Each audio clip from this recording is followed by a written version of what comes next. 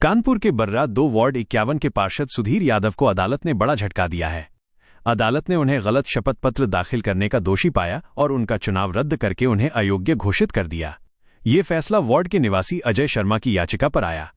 अब इस वार्ड में नए चुनाव का रास्ता साफ हो गया है। किस मामले पैरवी करो जिसमें पार्षद की पार्षदी चली गई है, क्या है पूरा मामला? 2023 में नगर निगम में मेयर और पार्षदों को लेकर चुनाव होता है हर 5 सालों में। उसी तरीके से 2023 में नगर निगम में मेयर और पार्षदों का चुनाव हुआ था, जिसका रिजल्ट मई 2023 में आया था। वार्ड नंबर 51 में जो पार्षद का चुनाव हुआ था उसमें जो कैंडिडेट थे, एक सुधीर यादव थे, और जो हम जिनकी तरफ से ये याचिका प्रस्तुत किए थे 4/3/2023 चुनाव याचिका जिला जज न्यायालय में, उसमें अजय शर्मा जो याचिका करता है वो भी उस चुनाव में प्रतिभाग किए थे सर इनके खिलाफ, सुधीर यादव के खिलाफ।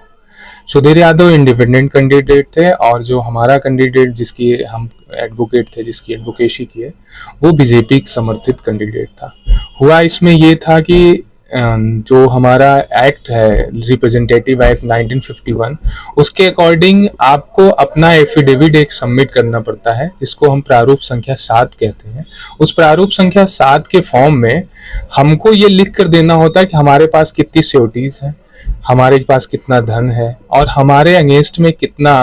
क्रिमिनल चार्जेस हम पे चल रहे हैं, जिसमें हम एक्विटल हुए हैं या कन्विक्टेड हुए हैं, और या अभी उसका ट्रायल चल रहा होता है, pending before the honourable court है, उसको हमें डिस्क्लोज करना होता है। बट इन्होंने जो विपक्षी सुधीर यादव हैं, इन्होंने अपने नॉमिनेशन फॉर्म के साथ जो प्रारूप संख्या 7 का फॉर्म भरा था जिसमें डिक्लेयर करना था, उसमें उन्होंने अपना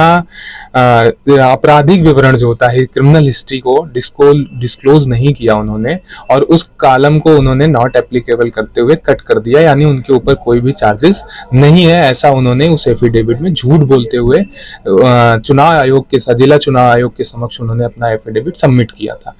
जिसके अगेंस्ट में जब हमको इस बारे में हमारे जो हमारा मुवक्किल था अजय शर्मा, उसको जब इस बारे में पता चला तो उसने आरटीआई के जरिए सारे डॉक्यूमेंट्स प्राप्त करने के बाद हमने मई 2023 में ही पिटीशन ऑनरेबल जिला जज न्यायालय के यहाँ फाइल की, जिस पर ऑनरेबल जिला जज न्यायालय ने कई डेटों उसमें सुनने के बाद सारे लोगों को सुना और उसमें ये पाया कि हाँ, इनके द्वारा इनके ऊपर लगे हुए क्रिमिनल चार्जेस जो इसी न्यायालय में, कानपुर नगर के न्यायालयों के विभिन्न न्यायालयों में उनका लंबित था, जिसमें एक बहुत संगीन मामला था 302, 304B, 498A और 120B, जिसका अभी भी विचारण चल रहा है, जिसमें वो जेल भी गए थे, बेल पर आउट है और उनका विचारण अभी डीजे 9 की कोर्ट में चल रहा है। और उस बारे में उनको पूर्णतः जानकारी थी। जब उनसे न्यायालय में भी इस बारे में पूछा गया तो न्यायालय में भी उन्होंने इस बात को स्वीकार किया है। अपने एफिडेविट के जब उनसे जीरा हुई तो जीरा में भी उन्होंने इस बात को